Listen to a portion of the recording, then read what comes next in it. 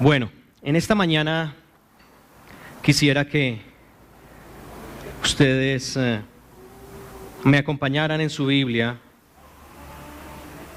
al libro de Pedro, Primera de Pedro. Y en Primera de Pedro van a buscar el capítulo 2 y allí el versículo 9.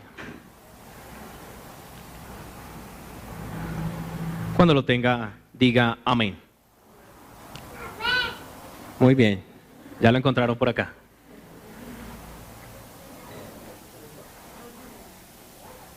Primera de Pedro 2:9. ¿Todos lo tienen?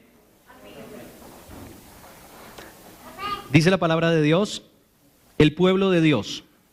Mas vosotros sois linaje escogido, real sacerdocio, nación santa, pueblo adquirido por Dios para que anunciéis las virtudes de aquel que os llamó de las tinieblas a su luz admirable. Vosotros que en otro tiempo no erais pueblo, pero que ahora sois pueblo de Dios, que en otro tiempo no habíais alcanzado misericordia, pero que ahora habéis alcanzado misericordia. Amén. Ahí donde está usted, incline su rostro, cierre sus ojos. Señor Dios y Padre, en esta mañana te damos gracias. Gracias por tu infinita misericordia. Gracias por tu bondad hacia nosotros. Gracias porque hoy, Señor, nos diste un día más de vida y porque tu misericordia ha sido nueva para nosotros en esta mañana. Gracias porque tú nos congregas en este lugar. Tú nos convocas, pero tú mismo nos traes para que podamos tener contacto en esa convocatoria contigo, Señor. Gracias porque tú nos quieres hablar en esta mañana. Te pedimos, Señor, por favor, que nuestro corazón sea en esta mañana preparado por tu Espíritu Santo como esa buena tierra, esa tierra en la cual la semilla de tu palabra caerá y dará fruto, fruto abundante, fruto para vida eterna, como está escrito, fruto al 30, fruto al 60 y fruto al 100 por uno. Padre, te damos gracias en esta mañana por darnos el privilegio de congregarnos, por hacernos parte de tu cuerpo, del cual tú eres la cabeza, Señor Jesucristo. Gracias, Dios y Padre, Creador de los cielos, porque tú hoy dispusiste todas las cosas y nos diste la provisión primeramente de vida, de salud, para que pudiéramos estar aquí.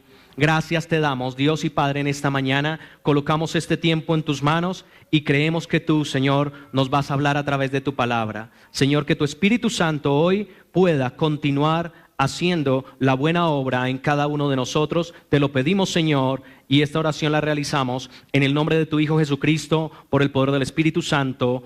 Amén y amén. Creo que este texto lo habíamos leído muchas veces, lo hemos quizás estudiado muchas veces. Hoy vamos a hacerlo una vez más. Pero para eso, primero quiero que usted coloque el título de la enseñanza. Se llama Identificados con Cristo. ¿Cómo se llama la enseñanza? Identificados con Cristo. Y el objetivo de la enseñanza es que logremos entender por qué razón me debo identificar con Cristo. ¿Por qué cada creyente necesariamente debe identificarse con Cristo? Quizás en algunos ámbitos puedan pensar que es bastante osado de parte nuestra querer identificarnos con Él, porque cuando se habla de identificación es porque tenemos muchas similitudes con Él o Él con nosotros. Así que muchos dirán, pero es muy osado querer quizás compararnos con el Señor. Pero resulta que la misma Escritura nos va a enseñar que ella misma dice que somos identificados, que tenemos identidad con Él, que tenemos muchas cosas en común. Es más, que todo lo que a Él le pasó en su cuerpo físico, en nosotros pasa ahora de forma espiritual. ¿Me comprenden? Amén. Entonces, podemos entender que el hecho más glorioso del creyente es el identificarse con Cristo, porque allí es donde el creyente puede saber a quién se debe parecer, a quién y con quién debe identificarse y por qué razón debe hacerlo. En este caso nosotros tenemos el mejor ejemplo y el mejor ejemplo es Cristo, o sea que a Él debe ser toda nuestra atención, en Él debemos centrar todos nuestros propósitos, en Él son centrados nuestros objetivos, a Él dedicamos nuestra vida para cada día parecernos más a Él. Cuando nosotros somos identificados, lo hacemos en la mayoría de los aspectos de su vida como hombre natural. Obviamente entendemos que Él es Dios, y cuando estuvo sobre la faz de la tierra, nuestro Señor Jesucristo fue 100% hombre, 100% Dios, ¿cierto? Y nosotros lo sabemos.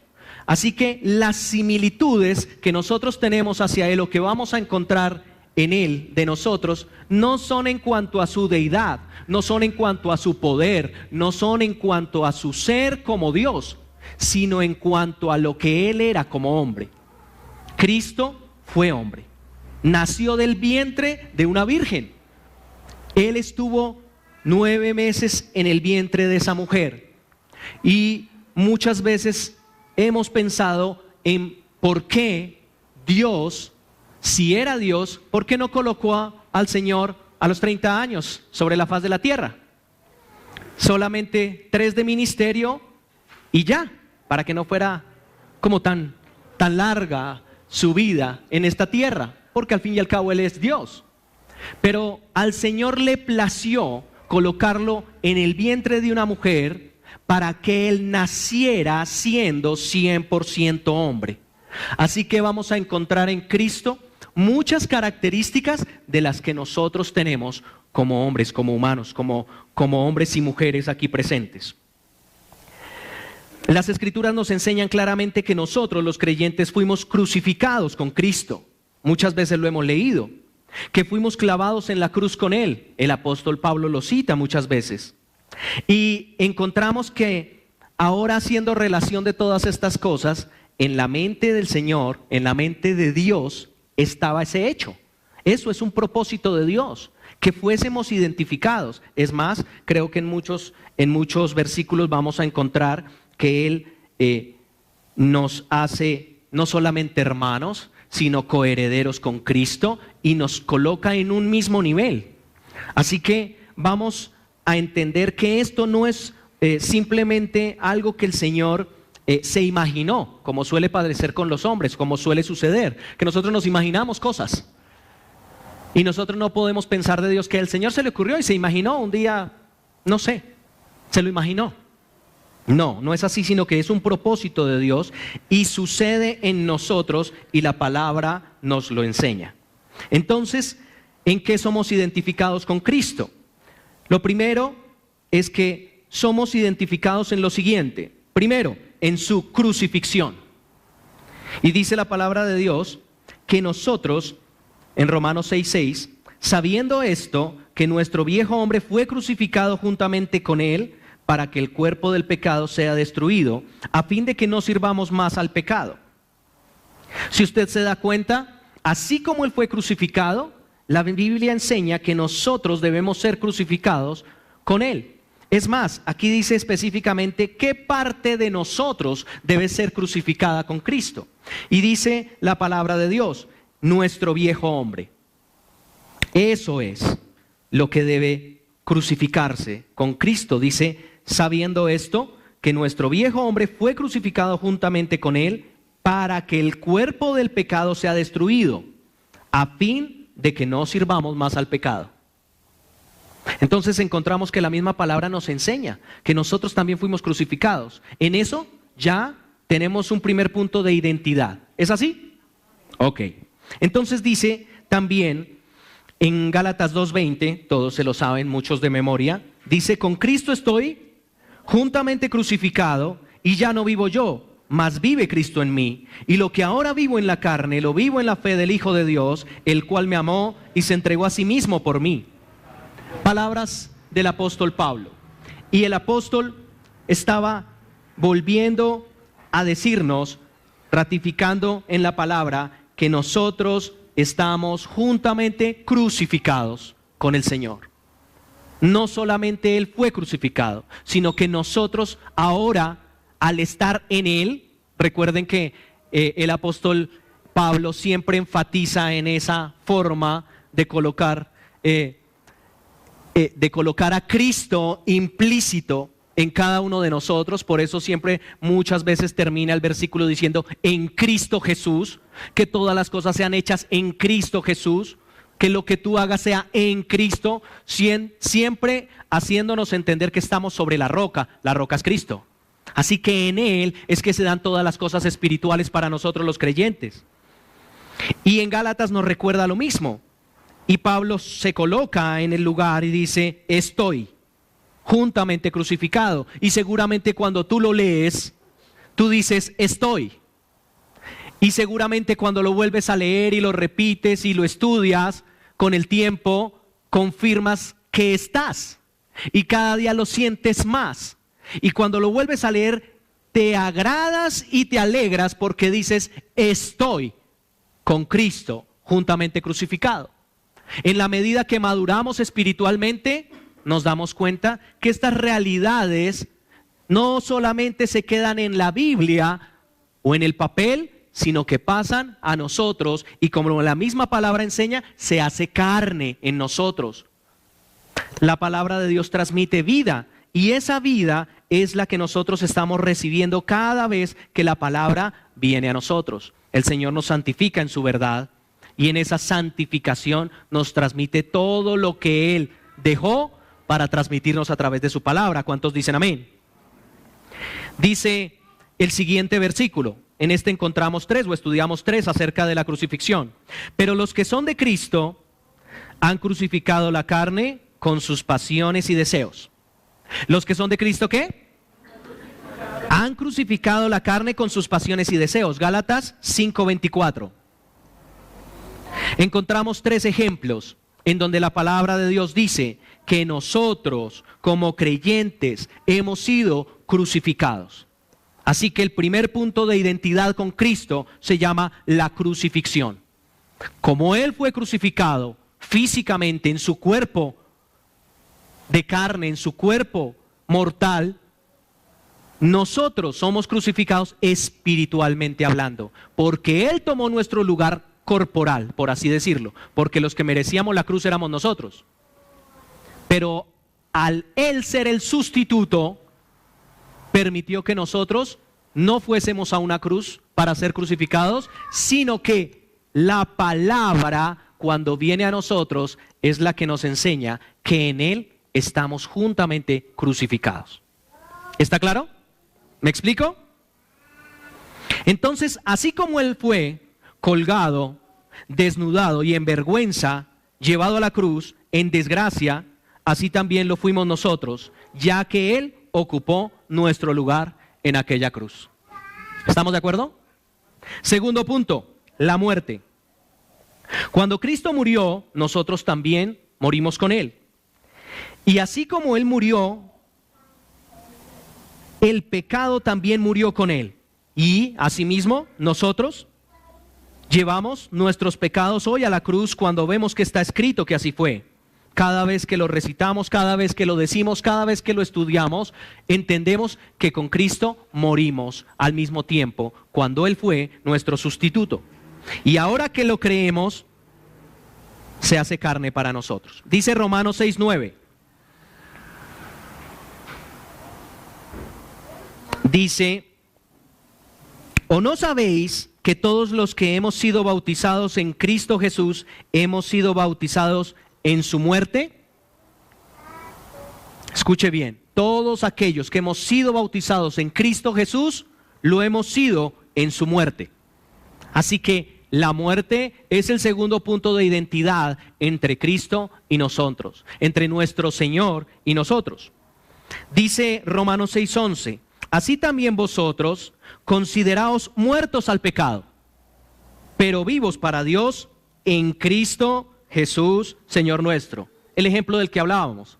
El apóstol siempre lo denota, siempre lo cita, lo deja implícito, que solamente todas esas cosas suceden en Cristo, estando, permaneciendo en Cristo. Dice, y lo repito, pero vivos para Dios en Cristo Jesús, Señor nuestro. ¿Eso está claro? Entonces, nos identificamos también en la muerte de Cristo, ¿cierto? Romanos 8:10, mire lo que dice acerca de la muerte. Pero si Cristo está en vosotros, el cuerpo en verdad está muerto a causa del pecado, mas el espíritu vive a causa de la justicia. Romanos 8:10. El cuerpo está muerto al pecado, mas vive por el espíritu. ¿Eso está claro? Dice, pues si habéis muerto con Cristo en cuanto a los rudimentos del mundo, ¿por qué, como si vivieseis en el mundo, os sometéis a preceptos tales como no manejes, no gustes, no toques? Colosenses 2:20. Comienza diciendo, pues si habéis muerto con Cristo. Así que cuando Cristo murió, al dominio y al poder de Satanás despojó. Dice Colosenses 2:14, despojando a los principados y a las potestades, los exhibió públicamente, triunfando sobre ellos en la cruz. Cuando Él lo hizo, juntamente con Él lo hicimos nosotros. Así que cuando Cristo murió a todo el dominio de Satanás, también lo hicimos nosotros. Cuando Él murió a las dolencias y a la enfermedad, también lo hicimos nosotros. Isaías 54:3 dice que a causa de su llaga todos nosotros fuimos sanados. Y cuando nosotros ahora lo entendemos desde este punto de vista, entendemos que esas enfermedades y todas esas dolencias también quedaron en la cruz y fue parte de su muerte. Y cuando nosotros entonces leemos que morimos con Él, seguramente la enfermedad estará lejos de nosotros. Es la promesa, ¿cierto? Y aún así no queremos decir que nunca nos vayamos a enfermar. ¿Cuántos se han enfermado aquí? Todos muchas veces, ¿cierto? Lo que sucede es que en la cruz el Señor murió por esas enfermedades. El Señor murió por esas dolencias. Y nosotros morimos juntamente con Él. Entonces, primero nos identificamos en la crucifixión, ¿cierto? Y después en su muerte. Tercero, en el ser sepultados con Él. Cristo fue sepultado, nosotros ahora con Él. Dice que nosotros fuimos sepultados juntamente con Él cuando Él descendió al lugar del sufrimiento y pagó la pena por nuestros pecados y nuestra unión con Satanás. Porque somos sepultados juntamente con Él para muerte por el bautismo, dice la palabra, a fin de que como Cristo resucitó de los muertos por la gloria del Padre, así también nosotros andemos en vida nueva. Romanos 6:4. Mire lo que dice, porque somos sepultados juntamente con Él. Y esa sepultura es semejante a la de Cristo. Es como si en el momento en el que tú crees en Jesús como Señor y Salvador, fueres crucificado, muerto y llevado al sepulcro. Así como el Señor fue llevado al sepulcro. Entonces, dice la Escritura en Romanos 6 que nosotros somos sepultados juntamente con Él. Sepultados con Él en el bautismo, en el cual fuisteis también resucitados con Él mediante la fe en el poder de Dios que le levantó de los muertos, Colosenses 2:12.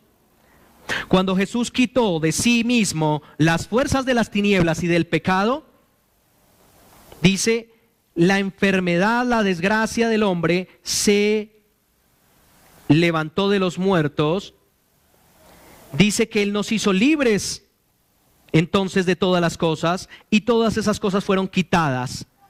¿Recuerdan que cuando Él se levanta, ya se levanta resucitado? Él entra muerto al sepulcro, pero Él sale resucitado. Él entra contaminado en su cuerpo corporal porque llevaba todo el pecado de la humanidad, pero cuando sale, sale santificado. Así que es necesaria la ida de cada uno de nosotros al sepulcro, el paso por la sepultura. Y la Biblia enseña que nosotros con Él somos sepultados. Estamos hablando de los puntos de identificación entre los creyentes y Cristo, que nos identificamos con Cristo.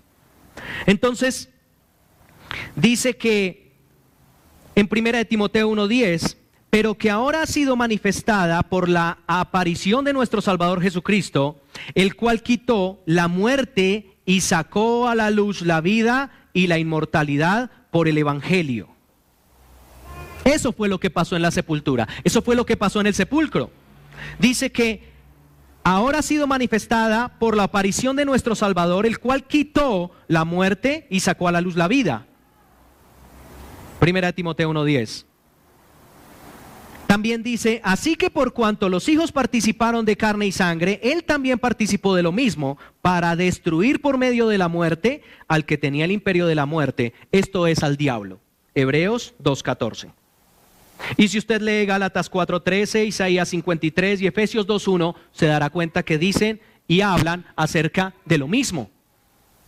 El creyente se identifica con Cristo porque es sepultado juntamente con Cristo. El tercer punto de identidad, la sepultura. El cuarto, la resurrección. Todos lo sabemos, todos lo hemos leído. Quizás no lo habíamos visto la redundancia, desde este punto de vista. Cuando Cristo se levantó, nosotros nos levantamos con Él, porque como el Padre levanta a los muertos y les da vida, así también el Hijo, a quien quiere, da vida. ¿Eso está claro? Entonces, cuando el Señor se levantó, dice que nosotros nos levantamos con Él, resucitamos.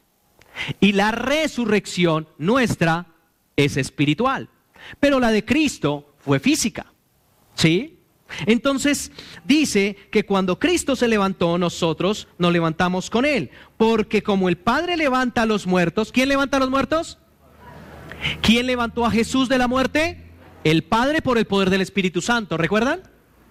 Entonces dice que porque como el Padre levanta a los muertos y les da vida, así también el Hijo a los que quiere da vida. Juan 5:21. Entonces resucitados con Él, ¿estamos de acuerdo? Él fue levantado por la gloria del Padre cuando había satisfecho todas las demandas que el Padre exigía. El Señor, el Padre hizo demandas divinas, el Señor hizo demandas de obediencia, el Señor hizo demandas de sujeción, el Señor hizo demandas de sometimiento y Cristo las cumplió todas cuando fue a la cruz. ¿Estamos de acuerdo? ¿Cuántos dicen amén?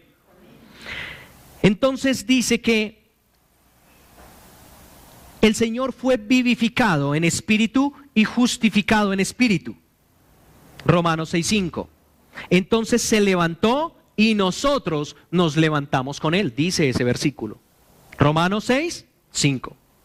Al cual Dios levantó, sueltos los dolores de la muerte, por cuanto era imposible que fuese retenido por ella. Hechos 2:24.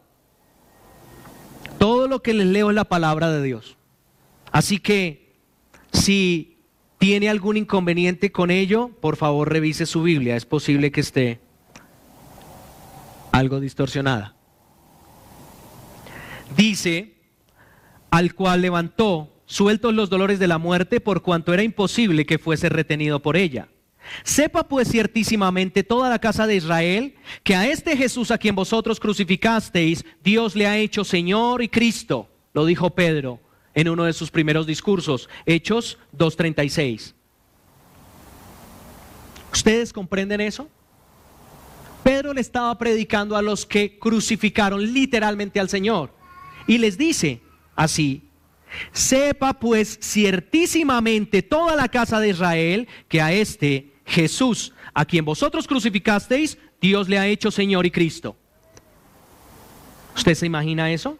Que ellos en ese momento hubieran comprendido lo que habían hecho. Porque así como en Adán todos mueren, también en Cristo todos serán vivificados. Primera de Corintios 15:22.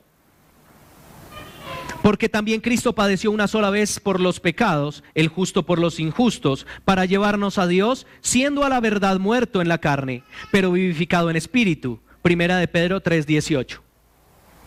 Si voy muy rápido me avisan, pero no se preocupen que esta es la introducción. El pastor ya nos tiene adiestrados. Entonces dice, Jesús se levantó porque Dios lo justificó y no pudo ser detenido por la muerte ni por el infierno. Cuando Él fue justificado, nosotros lo fuimos con Él también. Dice Romanos 4:25, el cual fue entregado por nuestras transgresiones y resucitado para nuestra justificación. Dice, a quien Dios puso como propiciación por medio de la fe en su sangre, para manifestar su justicia a causa de haber pasado por alto en su paciencia los pecados pasados. Escuche bien, con la mira de manifestar en este tiempo su justicia, a fin de que Él sea el justo y el que justifica al que es de la fe de Jesús. Romanos 3, 25, 26. Y si usted quiere complementarlo, lea por favor Romanos 5, 1. Él conquistó la muerte. Cuando Él conquistó la muerte, la enfermedad y las dolencias también las conquistamos nosotros. Hebreos 2, 14, 18. Lean también Isaías 53, 5.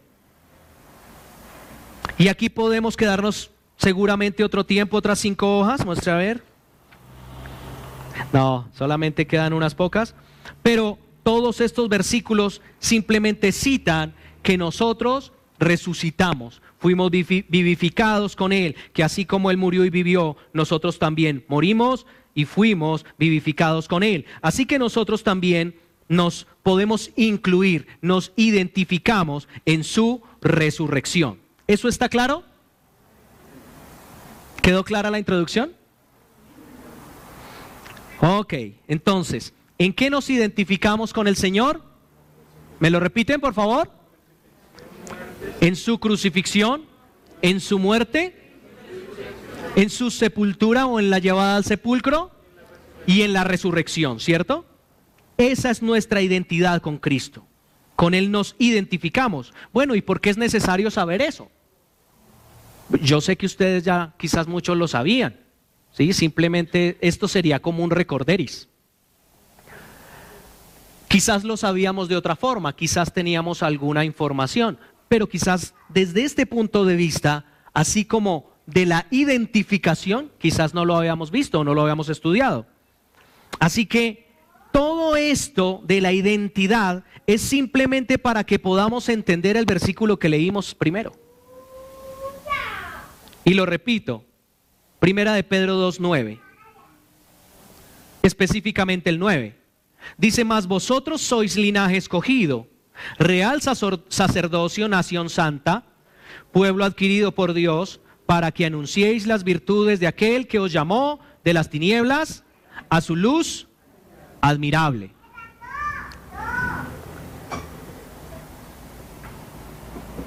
Ahora, cuando usted lo lee y piensa en la identidad, ya sabe por qué el Señor nos dice que somos o que cumplimos con todos estos requisitos para ser parte de lo que es el pueblo de Dios. Recuerden que en el Antiguo Testamento no todos eran parte del pueblo de Dios. El pueblo de Dios eran los israelitas, y pare de contar. Pero a través de la predicación de Pablo a los gentiles, ¿qué pasó? Vino a nosotros la palabra y fuimos hechos hijos de Dios por adopción. ¿Lo recuerdan? Así que en este momento y en ese versículo, el Señor nos está ratificando que ahora somos de su pueblo, que ahora somos parte de Él, que ahora tenemos herencia con Él. ¿Sí lo han escuchado? ¿Lo han leído? Tenemos heredad con Él. Él nos hace coherederos con Cristo, dice. Así que cuando usted lee el contexto y lee Primera de Pedro 2 y viene leyendo el versículo el 8 acerca de la piedra viva, el apóstol Pedro en este caso está hablando a la iglesia, a los creyentes, y les habla de la piedra que es Cristo, de la roca que es Cristo, y que ella para unos ciertamente es la roca para edificar, pero para otros se convierte en piedra de tropiezo.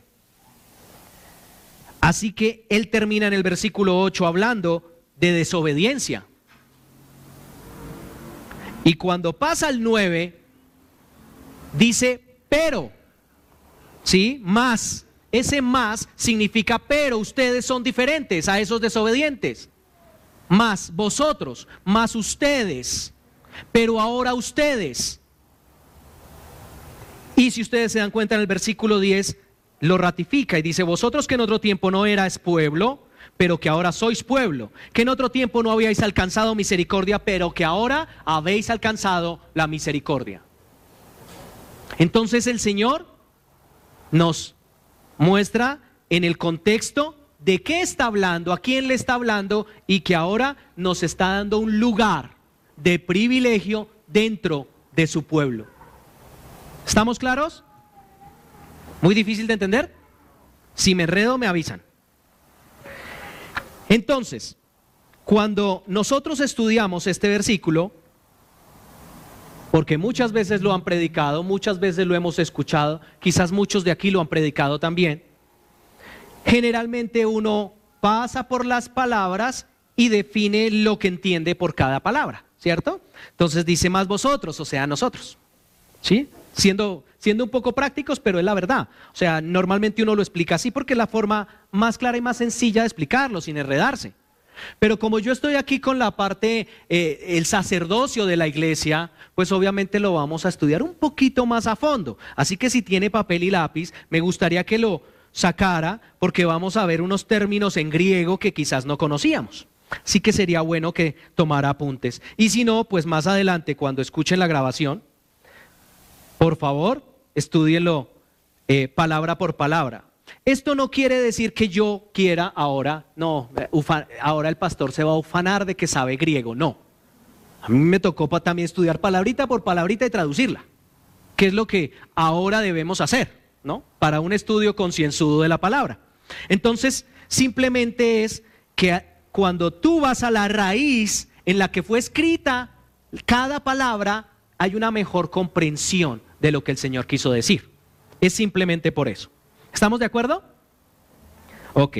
Entonces no es, ni más faltaba para creerme más, ni mucho menos. Entonces dice la palabra de Dios, o bueno, les estaba diciendo, normalmente uno dice, más vosotros sois linaje, somos linaje, descendencia, escogidos por Dios, ¿cierto? Real sacerdocio, porque hay una realeza de la que descendemos, de la cual Cristo es el Rey. ¿Sí? ¿Eso está claro?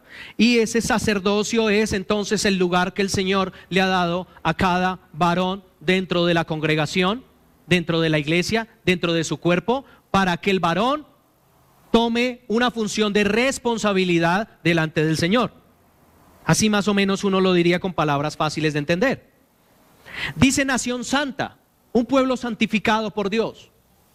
Un pueblo que así como Él siempre lo ha querido de su pueblo, ahora por el Espíritu Santo progresivamente somos santificados para el tiempo, en el momento que venga el Señor por nosotros. ¿Sí? Eso hace referencia a la nación santa. Pueblo adquirido por Dios. Cristo murió por nosotros en la cruz y pagó por precio de sangre por nosotros. Nos compró, nos adquirió, le pertenecemos. ¿Eso está claro? Y dice ahora el propósito para lo cual nos está diciendo esto. ¿Por qué los hago todas esas cosas? El Señor nos hace linaje escogido, real sacerdocio, nación santa, y nos muestra que nos adquirió, que le pertenecemos con un solo propósito. Y ahí sigue, después de la coma, para que anunciéis las virtudes de aquel que os llamó de las tinieblas a su luz. Admirable. ¿Eso está claro? Si alguno andaba por la vida sin propósito, vuélvalo a leer porque ahí está el propósito de su vida. Para eso usted nació, para eso Dios lo colocó sobre la faz de la tierra, por eso estamos aquí, por eso Él nos está hablando y por eso nos lo está recordando, porque es solamente para eso y por eso que vivimos ahora. ¿Estamos claros? Entonces dice, para que anunciéis las virtudes de aquel que os llamó de las tinieblas a su luz admirable. Y esa es la forma práctica de explicarlo. Y seguramente muchas veces lo enseñamos así. Pero como aquí estamos con el sacerdocio, las familias creyentes de casa de Dios, entonces vamos a profundizar un poquito en el tema. Los invito a que le pongan mucho cuidado. Si me enredo me disculpan porque pues yo de griego no mucho. Así que por favor los invito a que conmigo estudiemos este tema en esta mañana. Llevamos 34 minutos, no se preocupen, hace falta media hora. Voy a procurar hacerlo en ese tiempo, ¿sí? Correcto. Es que hay gente que tiene mucho afán. Ahora, dice la palabra de Dios que nosotros somos, dice, más vosotros sois. Él estaba hablando antes en el contexto de algunos que se estaban portando mal, eran desobedientes. Y continúa diciendo, más vosotros, pero ustedes son diferentes. Ustedes son de otro grupo, ustedes son de otros, ustedes son de los que sí son diligentes, obedientes, sensatos. Muy bien. Qué buena, gloria a Dios, ya valió la pena la predicación. Ahora, más vosotros, todos nosotros somos. Él dice en su palabra, que somos. No dice fueron, no dice van a ser. Y cada vez que tú lo lees, te sientes que eres. Somos. Y el Señor te lo está diciendo en esta mañana. Tú eres, en este momento, ahí sentadito o ahí sentadita, eres. Eres. Vosotros sois linaje escogido. Y ese linaje escogido, allí Pedro emplea conceptos del Antiguo Testamento para mostrarnos o recalcar elementos que tenía el pueblo de Dios, los israelitas del Antiguo Testamento, los privilegios que ellos tenían por ser el pueblo escogido por Dios. Dios los acompañó en el desierto. ¿Recuerdan cuando fueron sacados de Egipto? Bueno, primero los sacó de Egipto, pero en el desierto Él estuvo con ellos, los acompañó. El Señor no se olvidó de ellos nunca. Ellos tuvieron la columna de nube y la columna de fuego en la noche, ¿recuerdan? Él estuvo ahí, los alimentó, les dio el maná, les dio codorniz, les suplió la necesidad de agua, ¿recuerdan? El Señor siempre estuvo con ellos. Ellos eran privilegiados. Dice la Biblia que durante 40 años muchos de ellos miraban su calzado y su calzado no había envejecido. Poderoso. Él estaba con ellos. Y Él nos está diciendo a nosotros, ustedes lo son también. Ustedes están en mi pueblo y yo siempre estaré con ustedes y estoy con ustedes ahora. Así como lo estuvo en ese momento con ellos. Entonces, los privilegios que Pedro quería mostrar en ese linaje escogido es que allí, desde ese momento, desde los israelitas escogidos por Dios, el Señor ya a nosotros nos había adoptado y nos había hecho parte de esos escogidos por Dios. ¿Lo creen? ¿Lo creen? Bueno, vamos mejorando. Entonces, dice el estudio que Pedro trajo entonces los privilegios del pueblo de Dios. Y allí encontramos un contraste que había entre aquellos que eran desobedientes y acarreaban la ira de Dios inmediatamente, como el pueblo de Sodoma y Gomorra. Un juicio de Dios específico y ya. ¿Sí? Pero también la Biblia en el Antiguo Testamento muestra los beneficios de aquellos que son obedientes. ¿Han leído Deuteronomio? Los beneficios de la obediencia. Eso. El Señor, en ese contexto, era ira para los desobedientes y pecadores, y misericordia y buenos beneficios, buenas bendiciones para aquellos que le obedecían. Entonces, nosotros hemos sido tomados como eso. Es más, el estudio teológico dice que el original dice raza escogida, no tanto linaje, raza. Una raza escogida por Dios, unos que son diferentes a los otros. ¿Sí? Cuando hablamos de razas, hay diferencias marcadas, ¿cierto? ¿Cómo es la raza de los africanos? Morenos, fuertes, grandes, ¿cierto? La mayoría de ellos negritos de tez morena me refiero, no lo digo despectivamente.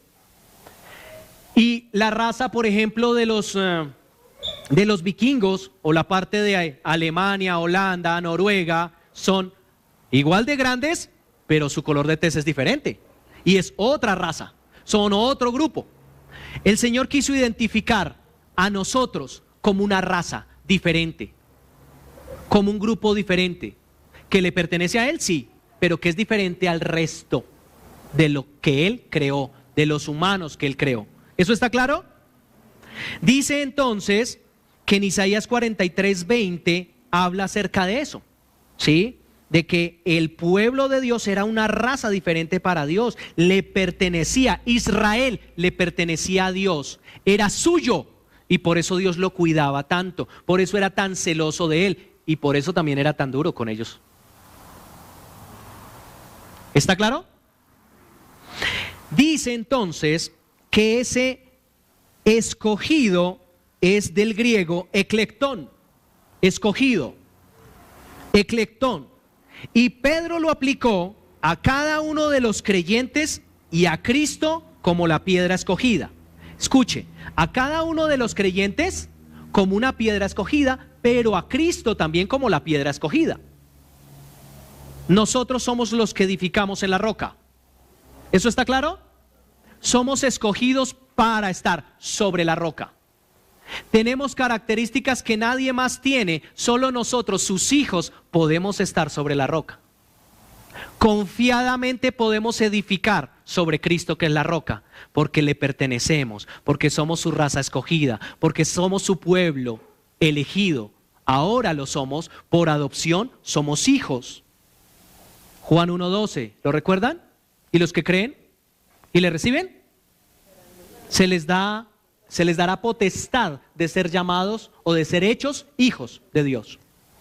Entonces, dice que nosotros somos esa piedra escogida. Más adelante, antes, en el 2:4, habla acerca de esa piedra viva. Pedro venía hablando de eso y estaba utilizando estos términos en ese momento. Ahora vamos con la parte del real sacerdocio. Escuche bien, esto se refiere o viene desde Éxodo 19:6, donde quiere decir que los creyentes comparten con Cristo su oficio. Escuche bien, el estudio lo llama su oficio regio o real. Y el sacerdocio se le añade como responsabilidad al creyente. O sea, ¿usted va a ser un rey con el Señor? Sí, pero tiene responsabilidades de sacerdote. Así como Él es sacerdote y el mayor de todos, nuestro sumo sacerdote, dice la Escritura, nosotros vamos a tener un sacerdocio del cual Él va a demandar responsabilidad. ¿Eso está claro? Entonces, Pedro, el apóstol, quiso tomar ese mismo ejemplo del Israel del Antiguo Testamento, en donde ellos compartían con el Señor, sí, la realeza de su linaje, claro, el pueblo escogido de Dios, sus hijos, los hijos de Dios, reyes y sacerdotes, dice por ahí en otro lugar, ¿sí? Pero ¿para qué? Para que también sepan que tienen una responsabilidad como la que él tiene de ser sacerdote, de ejercer un sacerdocio, una responsabilidad en cuanto a la cabeza. Cristo es la cabeza de la iglesia y cada uno de nosotros, los varones, somos la cabeza de nuestra casa. ¿Es así? ¿Está claro? Ahora, entonces ese real sacerdocio dice que es un oficio sacerdotal, un oficio real, que el Señor nos añade, sí, un lugar, pero nos da responsabilidad. Nación santa, del griego etnos, que significa nación, lo cual también, ese etnos es E-T-H-N-O-S, etnos, lo cual también está en Deuteronomio. Miren, otro ejemplo que toma Pedro desde el Antiguo Testamento, Deuteronomio 7:6, y en Éxodo también 19:6. Esa nación o etnos significa que es una nación distinta, es una nación santificada, ¿sí? No es una nación como las naciones de la tierra, es una nación para Dios espiritual. Por eso trasciende las fronteras la iglesia de Dios. La iglesia de Dios no está encerrada dentro de límites. La iglesia de Dios está regada sobre toda la tierra. La cuestión es que solo Dios la reconoce. Solo Dios la conoce. Pero la iglesia de Dios no tiene límites. Es una nación espiritual, santa. ¿Sois santos como vuestro Padre es santo? Ahí está. Ahora, nosotros no somos santos por nuestros propios medios. Recuerden que somos santos gracias a que el Espíritu Santo está en nosotros. Si no, no lo podríamos hacer. Así que el Señor en su infinita sabiduría colocó al Espíritu Santo en nosotros porque sabía que Él sí podía hacerlo. No nosotros, Él en nosotros. ¿Amén? Está claro, está claro. Muy bien, papá. Entonces, dice pueblo adquirido por Dios. En el original dice pueblo para propiedad privada. Y ese privado o de propiedad privada está en un término que es un poquito más difícil de pronunciar. Viene del griego peripoiesin, que está también en Efesios 1:14, Tesalonicenses 2:14, Hebreos 10:39, Timoteo 3:13, Lucas 17:33, Hechos 20:28. Está utilizado de la misma forma. ¿Qué quiere decir? Que nosotros somos propiedad privada de Dios. ¿Sí ven que cuando uno de pronto lo profundiza ya entiende muchas más cosas? Propiedad privada, ¿usted cuándo ha escuchado eso? No, le pertenecemos, sí, pero propiedad privada, eso ya suena diferente. Pero el Señor nos permite ir a las raíces de cómo Pedro lo escribió en ese momento y con qué sentido lo escribía. Y nosotros podemos entender entonces que somos pueblo adquirido por Dios porque le somos de su propiedad, pero aparte de todo, esa propiedad no es para todos o no es para darse a todos, sino esa propiedad es privada. Tiene un único dueño, ¿qué es? Dios. ¿Quién es tu dueño? ¿Eso está claro? ¿Puedes tomar decisiones sin contar con Él? No, Él es el dueño. Le pertenecemos. ¿Está claro? Entonces, mira que sí tenía la frase completa. Pueblo para propiedad privada, como se escribió en el original, en griego se dice laos eis peripoiesin. Laos eis peripoiesin. Pueblo para propiedad privada. Así lo escribió en el original. Poderoso, ¿cierto? ¿Cuántos dicen amén? ¿Lo deletreo? Por allí lo están preguntando. L-A-O-S, Laos, E-I-S, Laos, E-I-S, Laos, Eis, separado obviamente, y separado también es el siguiente, peripoiesin, propiedad privada, peripoiesin, P-E-R-I-P-O-I-E-S-I-N.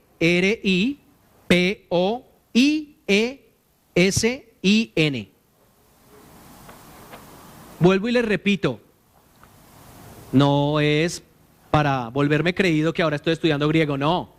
Lo hice para que ustedes vean que cuando uno profundiza en la raíz de las palabras, le encuentra un sentido quizás hasta diferente y más nos apropiamos de esas cosas cuando las entendemos así, como fueron escritas, como las quiso decir el autor del Espíritu Santo, pero también como las escribió Pedro, porque Pedro estaba hablando de la piedra viva en el contexto anterior. Entonces, encontramos que el otro vocablo griego, que es peripoiesin, está en Efesios, los libros que le nombré, Efesios 1:14, Tesalonicenses 2:14. Dice que eso delimita exclusividad. Nosotros somos exclusivos. Y somos exclusivos porque ese peri significa, ese prefijo, da a entender que fuimos adquiridos antes, por precio. ¿Por precio de qué? De sangre. Y el hecho de que hayamos sido comprados con el precio de la sangre del Señor nos hace exclusivos, porque ninguna otra nación se ha comprado con ese valor o con ese tipo de pago. Solamente nosotros, solamente nuestra vida, solamente la iglesia de Cristo, del cual Él es cabeza. Amén. Entonces, encontramos que en la segunda mitad del versículo 9 añade al oficio de ese real sacerdocio, que son los creyentes, el oficio de ir a llevar la parte profética. ¿Recuerdan qué es la profecía? Transmitir la palabra de Dios, ir a dársela a otras personas, enseñársela a otros, decirle, como decían los profetas, Dios dijo tal cosa, debes hacer esto y no debes hacer lo otro. No más. El profeta muchas veces se pudo haber inmiscuido en los planes y haberles dicho, oiga, a mí me parece que ustedes deberían hacer más bien esto que el Señor dijo. Pero resulta que él nunca tomaba partido, él solamente transmitía lo que debía transmitir, el mandato de Dios. Lo mismo dice aquí, que se le añadió el oficio profético que los cristianos de la iglesia primitiva tuvieron también y dado por el propio Señor Jesucristo, cuando el Señor los envió a predicar de 2 en 2 para que ellos mismos llevaran el evangelio, sanaran a personas, echaran fuera demonios y todo este tipo de cosas. Entonces, si se dan cuenta, los apóstoles tenían implícito, obviamente, el poder de Dios dado por Él para ir a predicar. Nosotros ahora hemos recibido el mismo lugar del pueblo escogido por Dios, pero el propósito es ir a anunciar las virtudes de aquel que nos sacó de las tinieblas a la luz admirable.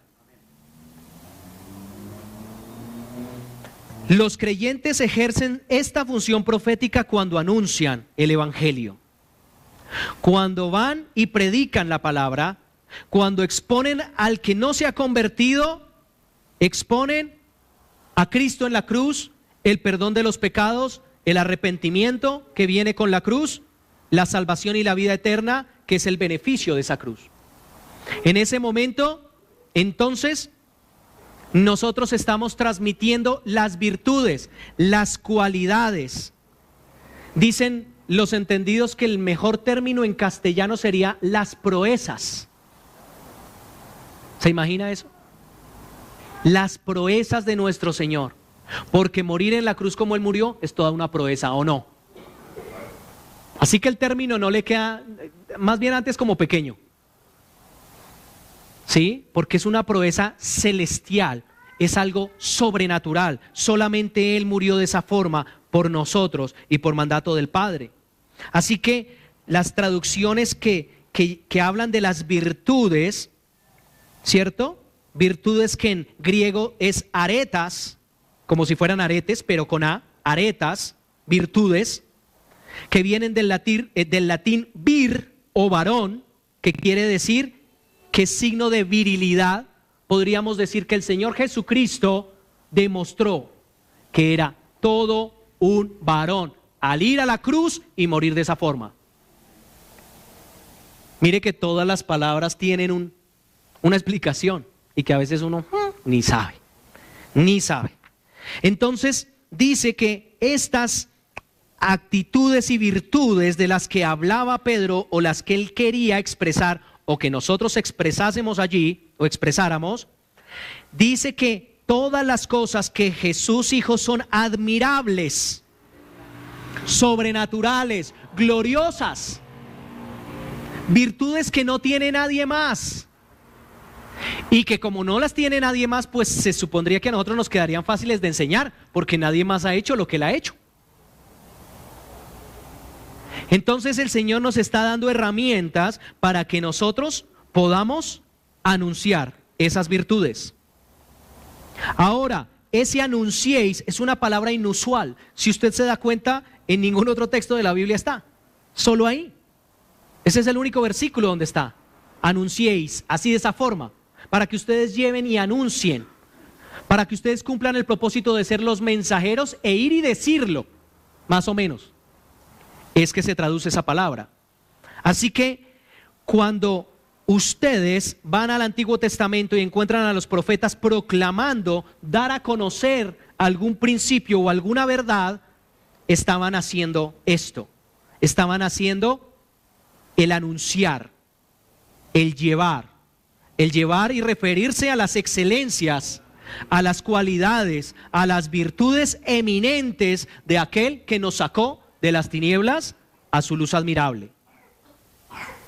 Así que la conclusión de esto es que somos testigos de Cristo. Miren, recuerden lo que dice Hechos 1:8. Pero recibiréis poder cuando haya venido sobre vosotros el Espíritu Santo. ¿Con qué propósito?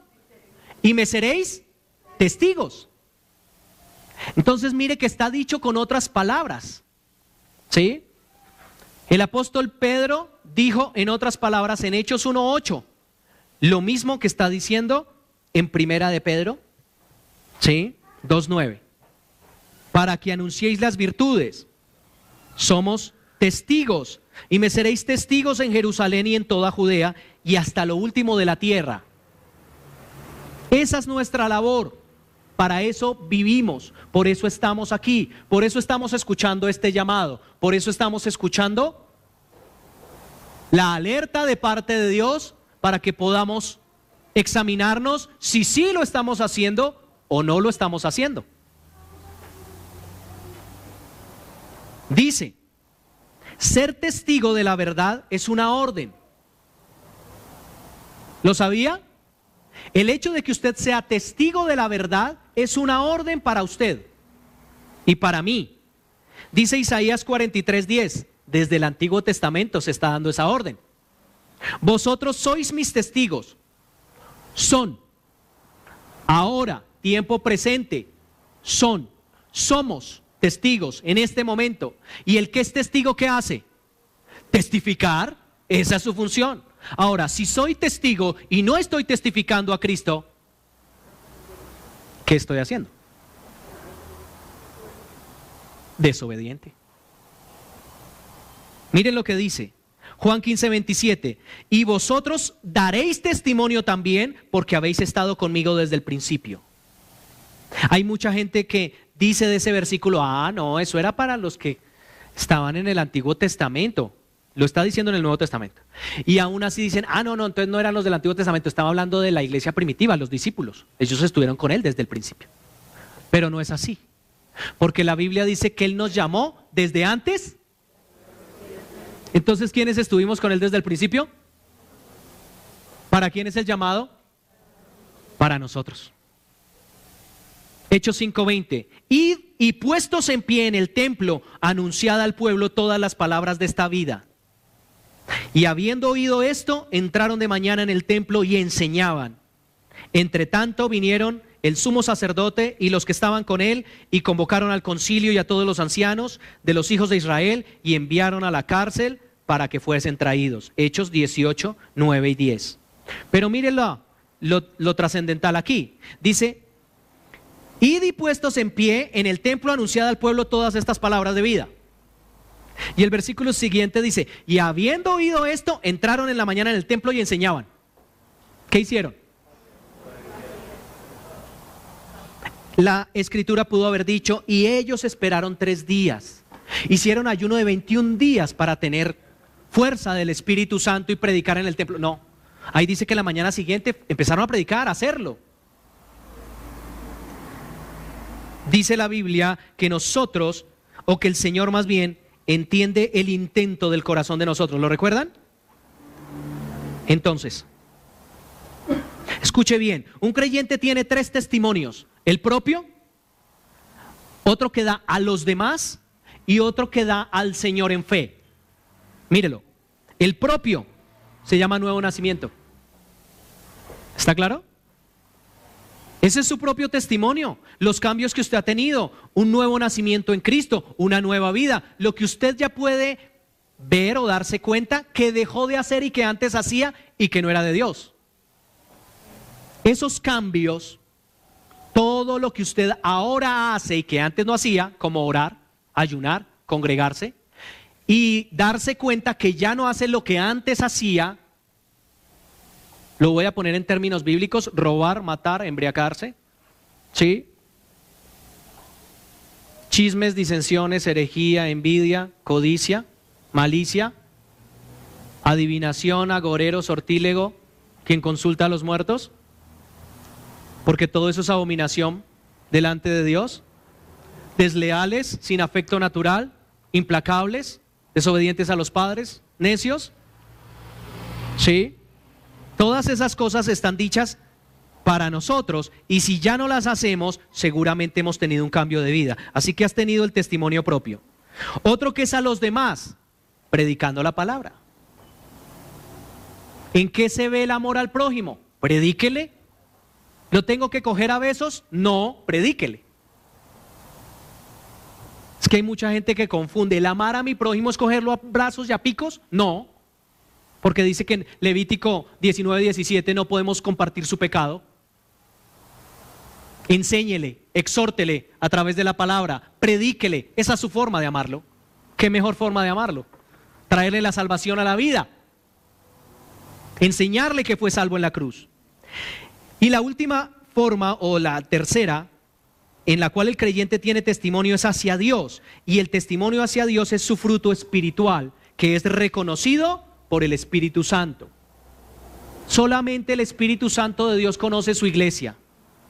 ¿Y quiénes son el trigo? ¿Y quién es la cizaña? ¿Y quiénes han dado fruto? Fruto del Espíritu Santo. ¿Lo recuerdan? Creo que no es necesario repasarlo en este momento. Así que el testigo verdadero tiene unas características. Y esa característica primero se denota en que ha tenido una experiencia personal con Cristo. Personal, íntima. No habla de lo que le contaron. No, es que a mí me contaron que el Señor hizo y... No. Cuenta de su experiencia. Los apóstoles hablaban de su experiencia. Lo que Él había hecho en ellos. Dice el Salmo 66:16. Venid y oíd todos los que teméis a Dios y contaré lo que ha hecho a mi alma. Decía el salmista. Vengan todos los que temen a Dios y yo les voy a contar lo que Él ha hecho en mi alma, lo que hizo por mí, lo que ha hecho para mí, lo que sigue haciendo para mí. Salmo 71:15, mi boca publicará tu justicia y tus hechos de salvación todo el día. Y aunque no sé su número, vendré a los hechos poderosos de Jehová el Señor y hablaré de su justicia, de la suya sola. Eso es. Con mis labios he contado todos los juicios de tu boca, Salmos 119:13. Eso es lo que debe salir de nuestros labios. Pero nos desgastamos en otra cantidad de cosas que no valen la pena. Sobre todo en la iglesia.